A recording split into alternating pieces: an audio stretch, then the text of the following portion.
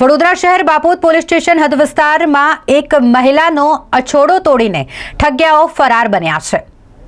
આ મહિલા જે પોતાના બાળકને શાળાએથી ઘરે લાવવા માટે જઈ રહ્યા હતા ને આ દરમિયાન મુખ્ય માર્ગ પર જ બાઇક પર સવાર અછોડા તોડ દ્વારા તેમના ગળામાં પહેરેલ અછોડો તોડીને તેઓ ફરાર બન્યા છે। બાપોદ પોલીસ દ્વારા કરવામાં આવતી પેટ્રોલિંગની કામગીરી સામે ઘણા બધા સવાલો ઊભા થઈ રહ્યા છે।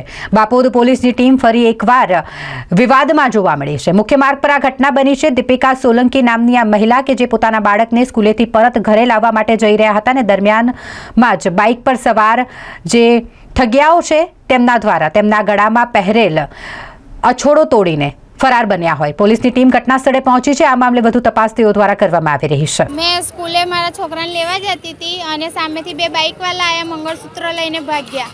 5 ગ્રામનું મંગળસૂત્ર હતું। તમે ક્યાં રહો છો? નરસિંહધામમાં રહું છું। મારું નામ દીપિકા છે। હા કરી અહીંયા વાત દીપિકા પોલીસ તાત્કાલિક આવી ગઈ? મુકુંદભાઈ સોલંકી।